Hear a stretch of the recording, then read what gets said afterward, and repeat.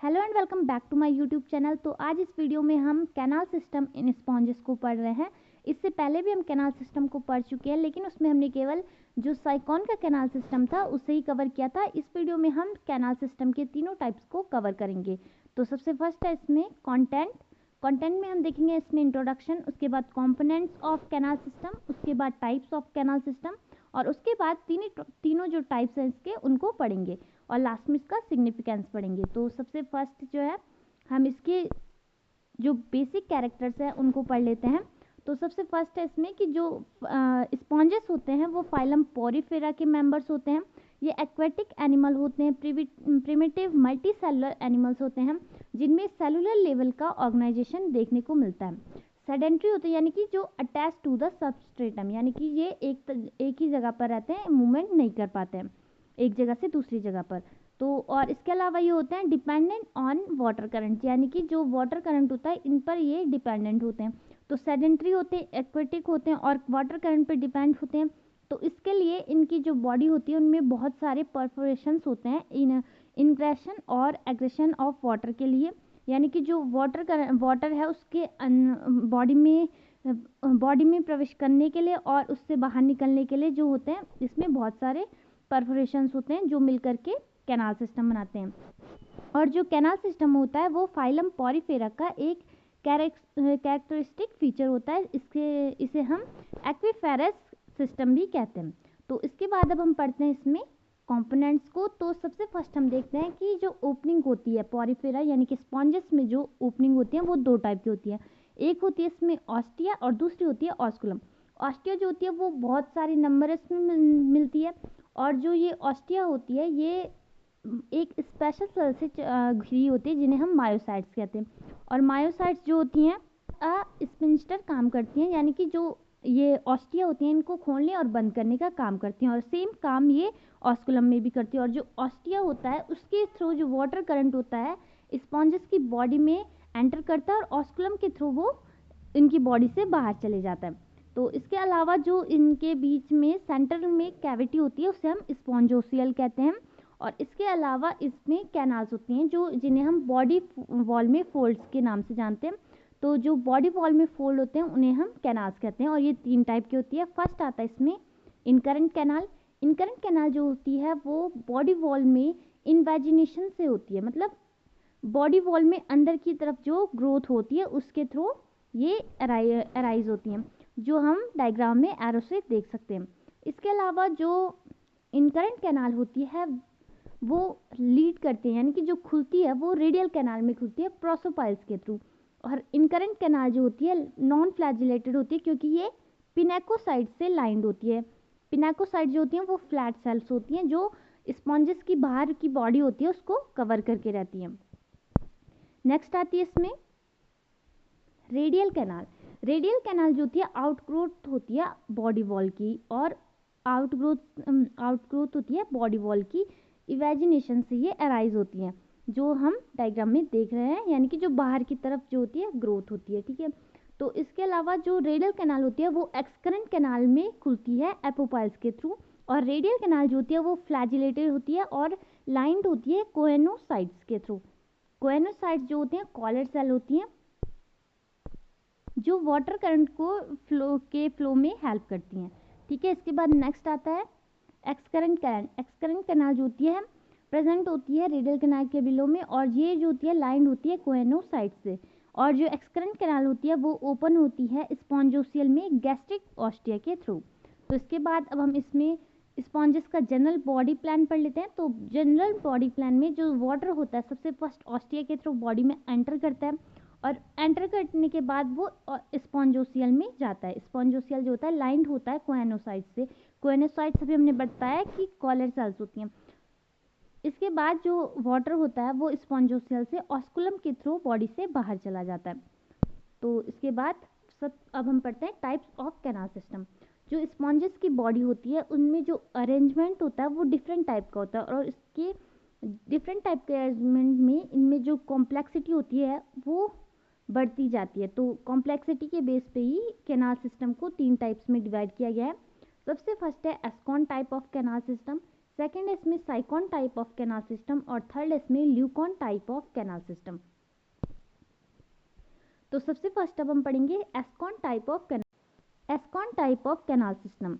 एस्कॉन type का जो canal system होता है वो सबसे सिंपलेस्ट कैनाल सिस्टम होता है, जो कि प्रिमिटिव जो स्पॉन्जेस होते हैं उनमें मिलता है। जो इसकी बॉडी वॉल होती है वो अनफोल्डेड होती है, यानी कि जिसमें कैनाल्स जो होंगे प्रेजेंट नहीं होंगे। और ऑस्टिया जो होती है वो डायरेक्टली कम्युनिकेट करती है स्पॉन्जोसियल में, और इसमें जो एंट्री होती है वाटर की वो सबसे फर्स्ट ऑस्टिया से होती है। ऑस्टिया से वाटर जाता है स्पॉन्जोसियल में, स्पॉन्जोसियल से जाता है वाटर ऑस्कुलम में, और ऑस्कुलम से फिर आउटसाइड चली जाता है। तो इसके बाद नेक्स्ट आता है साइकॉन टाइप का कैनाल सिस्टम, जो कॉम्प्लेक्स होता है एस्कॉन टाइप के कैनाल सिस्टम से। जो साइकॉन टाइप का कैनाल सिस्टम होता है वो साइकेनाइट स्पॉन्जेस में मिलता है। इसकी बॉडी वॉल में फोल्ड मिलते हैं, फोल्ड होने के कारण इसमें कैनाल्स भी प्रेजेंट होती हैं। और इसमें जो वाटर होता है वो सबसे फर्स्ट डर्मल ऑस्टिया से एंटर करता है इनकरेंट कैनाल में। इनकरेंट कैनाल जो होती है वो इनकरेंट कैनाल से जो वाटर होता है वो प्रोसोपाइल्स के थ्रू रेडियल कैनाल में जाता है, और रेडियल कैनाल से एपोपाइल्स के थ्रू स्पॉन्जोसियल में वाटर करंट जाता है, और वाटर करंट स्पॉन्जोसियल से ऑस्कुलम के थ्रू आउटसाइड चला जाता है। तो इसके बाद थर्ड टाइप आता है इसका ल्यूकॉन टाइप का कैनाल सिस्टम। ल्यूकॉन टाइप का कैनाल सिस्टम जो होता है वो सबसे कॉम्प्लेक्स होता है इन तीनों में, और जो ये होता है ये फर्दर फोल्डिंग्स के से डिराइव्ड होता है साइकॉन टाइप के कैनाल सिस्टम में। इसमें इरेगुलर सिमेट्री मिलती है, जैसे इससे पहले जो हमने कैनाल सिस्टम मिले उनमें कोई ना कोई सिमेट्री थी, लेकिन इसमें कोई सिमेट्री नहीं मिलती है। इसमें जो होती है रेडियल कैनाल जो होती है वो फ्लैजिलेटेड चैम्बर्स में कन्वर्ट हो जाती है, जो हम देख सकते हैं अभी। तो ये हैं जो ये फ्लैजिलेटेड चैम्बर्स हैं जो कोएनोसाइट से घिरे होते हैं। इसके अलावा जो बाकी का स्पेस होता है इसमें वो पिनेकोसाइट से घिरा होता है। तो कोएनोसाइट्स और पिनेकोसाइट्स क्या होते हैं वो हम पढ़ चुके हैं।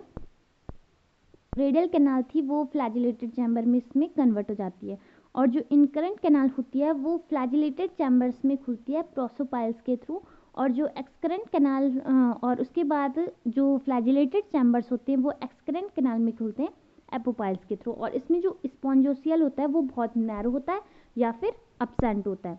तो इसके बाद आते हैं इसके टाइप्स। तो इसके 3 टाइप्स होते हैं। सबसे फर्स्ट है इसमें यूरिफाइलस टाइप, जो सबसे सिंपलेस्ट टाइप का टाइप होता है इसका।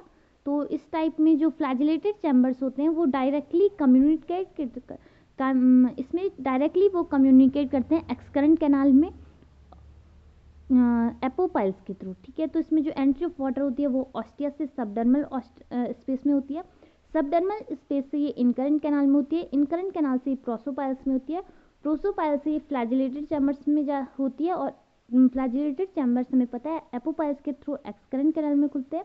तो एक्सकरेंट कैनाल से ऑस्कुलम में होते हुए वाटर आउटसाइड चला जाता है। तो इसके बाद नेक्स्ट टाइप आता है एपोडल टाइप। एपोडल टाइप जो होता है इसमें जो एपोपाइल्स होता है, एपोपाइल्स जो होते हैं वो नैरो हो जाते हैं और एपोडस में कन्वर्ट हो जाते हैं, और एपोडस जो होता है वो फ्लैजिलेटेड चैम्बर्स को एक्सकरेंट कैनाल से जोड़ता है। तो यहाँ पर और कुछ नहीं होता है, लेकिन एपोपाइल्स जो होता है वो एपोडस में कन्वर्ट हो जाता है। तो एपोपाइल्स की जगह पर यहाँ पर हम एपोडस कहते हैं। तो ऑस्टिया जो होता है वो ऑस्टिया से वाटर एंटर करता है और इनकरेंट कैनाल से प्रोसोपाइल के थ्रू फ्लैजिलेटेड चैम्बर्स में जाता है, फ्लैजिलेटेड चैम्बर से एपोडस के थ्रू एक्सकरेंट कैनाल में जाता है, और एक्सकरेंट कैनाल से ऑस्कुलम के थ्रू ये वाटर आउटसाइड चला जाता है।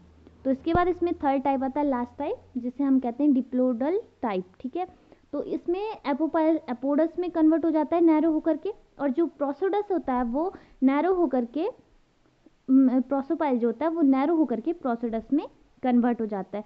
तो एपोपाइल जो प्रोसोपाइल होता है वो इनकरेंट कैनाल को फ्लैजिलेटेड चैम्बर से जोड़ता था, और जो एपोपाइल होता है वो फ्लैजिलेटेड चैम्बर को एक्सकरेंट कैनाल से जोड़ता था। तो यहाँ पर प्रोसोपाइल प्रोसोडस में कन्वर्ट हो गया है, और एपोडस जो होता है एपोपाइल होता है जो वो एपोडस में कन्वर्ट हो गया है। तो यहाँ पर इनकरेंट कैनाल को फ्लैजिलेटेड चैम्बर से प्रोसोडस जोड़ता है, और फ्लैजिलेटेड चैम्बर को एक्सकरेंट कैनाल से एपोडस जोड़ता है। तो ऑस्टिया से वाटर एंटर करता है इनकरेंट कैनाल में, इनकरेंट कैनाल से फ्लैजिलेटेड चैम्बर में, फ्लैजिलेटेड चैम्बर से एक्सकरेंट कैनाल में, और एक्सकरेंट कैनाल से ऑस्कुलम के थ्रू आउटसाइड। तो इसके बाद इसमें नेक्स्ट पढ़ रहे हैं सिग्निफिकेंस ऑफ कैनाल सिस्टम। तो जो जिस चीज़ के लिए ये कैनाल सिस्टम यूज़ होता है, तो circulation of water helps in nutrition, respiration, excretion और रिप्रोडक्शन। तो न्यूट्रिशन सभी को पता है कि न्यूट्रिशन जो होता है, न्यूट्रिशन यानी कि जो फूड वगैरह होता है वो वाटर करंट के थ्रू ही स्पॉन्जेस में जाता है।